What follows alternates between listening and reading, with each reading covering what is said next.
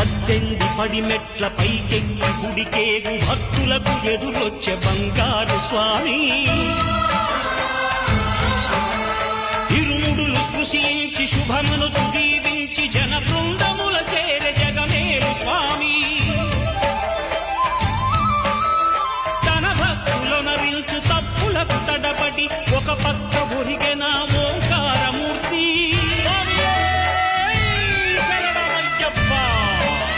స్వాములందరూ తనకు సాయము కాగా ధీమంతుడై లేచే ఆ కన్య స్వామి.